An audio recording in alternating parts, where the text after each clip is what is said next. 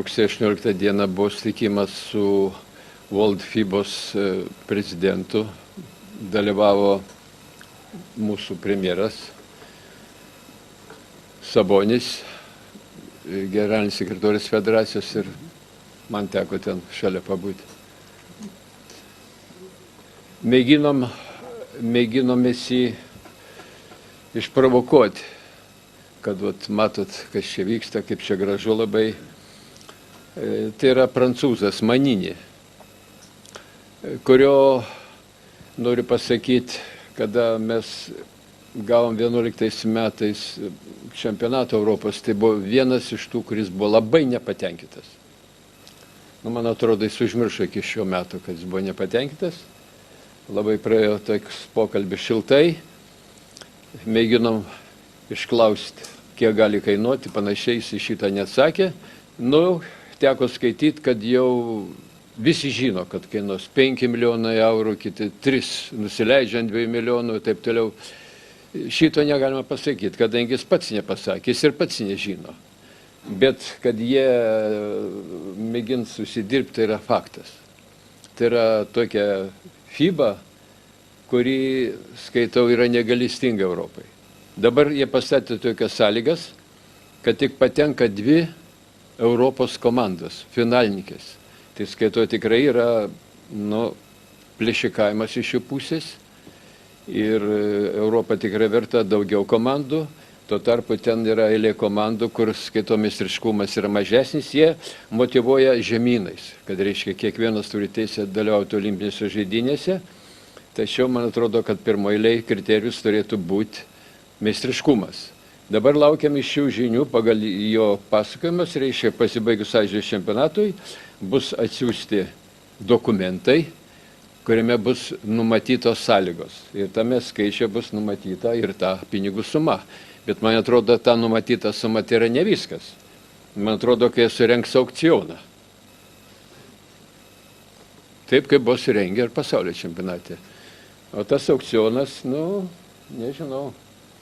Mes apkalbėjom, kad kažin ar tikrai verta mums dabar užmokėti tiek, kiek užmokėjom gauti Europos čempionatą. Tai čia matom, kas išėjo. Pliusas išėjo, labai gražus įvykis.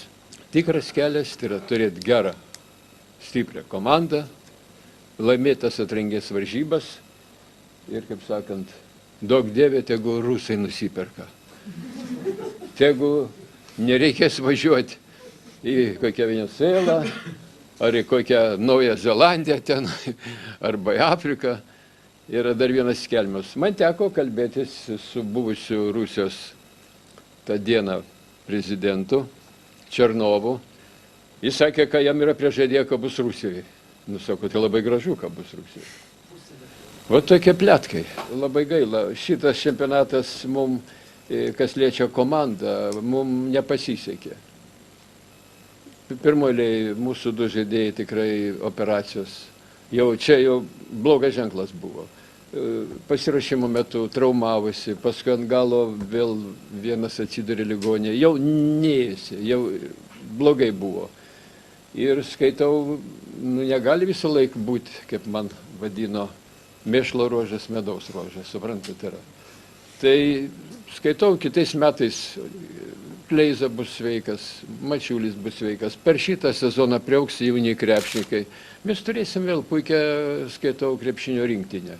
Ir mes puikiausiai, aš peržiūrėjau tas visas komandas, mes tikrai puikiausiai galima žaisti. Aš nemanau, kad yra Rusija nenugalima. Įdomu, svarbiausia yra Liepos 2 prasideda. Čia susidurs kitos komandos su tais NBA, kurie žaidžia. Įdomu, ar jie galės dar atvykti. Ir iš Europos komandų nemanau, kad Graikija bus ten stipresnė, arba ta Makedonija, kuri susilipdė ten truputį pilietybių, kai kam suteikė savo. Ir taip, kad skaito visos komandos yra įveikimas. Ir būtų 5 olimpinių žaidynių sumoje Lietuva yra antra po amerikiečių. 3 vietos, 2 ketvirtos. Yra labai klasiškas rezultatas ir aišku tikrai būtų labai liūdna, kad mes Londono olimpinės žaidynės negalėtum dalyvauti. Bet aš tikiu į skaičių 6. 6 mėnesius 39 metais buvo pastatyta halė, 6 metus šitam čempionatui ruošiamės ir 6 olimpiadoje mes turim ir dalyvauti šalies. Taip? 6 skaičius. Jis yra lemtingas, aš taip sugalvojau, kad skaičius yra geras.